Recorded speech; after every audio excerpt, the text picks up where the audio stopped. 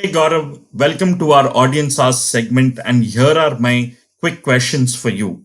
My first one, Gaurav, a recently discovered design tool that made you say, wow. Recently I've been playing with Figma quite a lot, and the reason I was very attracted to Figma is because of its collaboration features. And I think in the world that we live in today, collaboration is very critical to the work that we do. You can, for example, in Figma, allow others to come into the file that you're working on and let others comment on it, let others make changes to it as well. So I think Figma is the one that I've been really excited with recently. Super. My second question, what kind of designer are you? Are you a messy designer or are you an organized designer?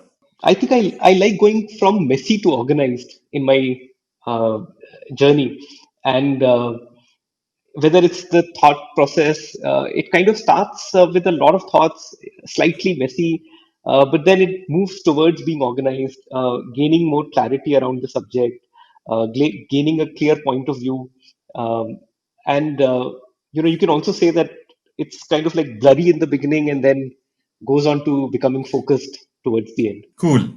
My next one, describe the future of design in three words. Let me make this specific to design of digital products. I think the three words would be natural, immersive, and ubiquitous. My next one, the traits that every designer should have are Focus on design craftsmanship and attention to detail. I think that's very critical for a designer creating beautiful things. The rigor of design process, I think that would be the other one. Strategic thinking and the ability to connect the dots and drive innovation would be the third one. excellent. And my last one, recommend a book, series, or a podcast that every designer must read, watch, or listen to. Oh, there are so many.